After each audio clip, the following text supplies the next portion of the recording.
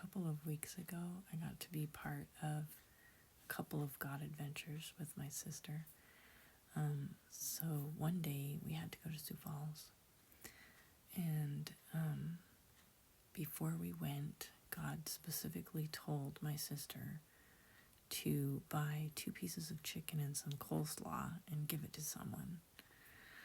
So after we ran a couple errands that we had to do, we went to KFC and we got food for ourselves, and we got this meal for whoever it was. And then as we were going about our business, we saw a guy, he was the only guy we saw standing out on the corner with a cardboard sign, you know how they do. And we're like, there's our man. So we, got out of the traffic and pulled around next to him, and we gave him the food that we bought for him. And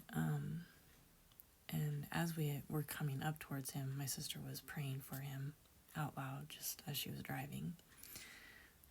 And so when I gave him the food, I told him that we were praying for him, and he was really thankful.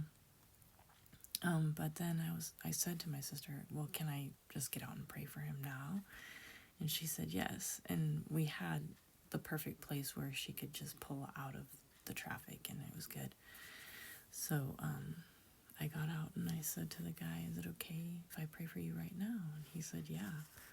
So I just put my hand on his shoulder, and I was just like, come Holy Spirit. I was just kind of listening for what I was supposed to pray for him. So he started praying. And so he started praying out loud.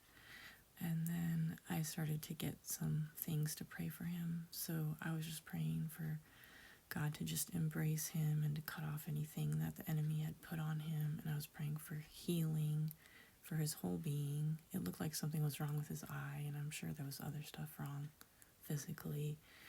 And then, that he would know what he was created to do, and that God would open doors for him to do something that he would love to do for a living that he was made for. And my hand got kind of shaky while I was praying for him, so I felt like God was shaking something off of him. And yeah, the Holy Spirit was definitely doing something for him. So when I got back in the car, he was like, thank you, I needed that. I would love to know the rest of the story, because I'm sure there's probably some cool little things that were going on that we don't know. We only know our side, but it's fun.